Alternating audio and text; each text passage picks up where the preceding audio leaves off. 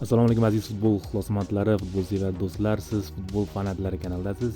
Bizning kanalga xush kelibsizlar. Sizlar uchun eng qiziqarli ma'lumotlarni ulashishda davom etamiz. Marhamat, tomosha qiling. Story statistik portali talqiniga kora top 5 ligalardagi eng yaxshi futbolchilardan tuzilgan ramziy jamoani e'lon qildi. Qizig'i, o'tgan yil eng yaxshi jamoa bo'lgan Paris Saint-Germaindan hech bir futbolchi ushbu ramziy terma jamoadan joy olmadi. Fars agentligiga ko'ra, Persepolis, Paxtakor himoyachisi Hojiakbar Alijonov bilan kelishuvga erishgan. U qizillar bilan 1,5 yillik shartnoma tuzadi va o'ng qanot himoyasida jamoani tark etgan Serj Aurier o'rnini egallaydi. Avvalroq Persepolis, Paxtakorga Alijonovning transferi uchun deyarli $801 million atrofiga yaqin taklif bermoqchiligi haqida xabar bergandi.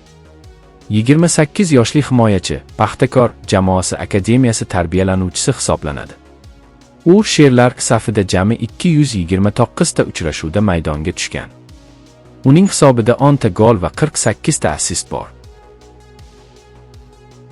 Al-Nasr hujumchisi Cristiano Ronaldo Al-Ahliga qarshi o'yinda gol ura olmadi. Portugaliyalik hujumchi sardorligidagi jamoa 13-turda Al-Ahliga 2-3 hisobida mag'lub bo'ldi. Shu orqali 40 yoshli forvard 14-sentyabrdan buyon ilk marta chempionat o'yinida gol ura olmadi.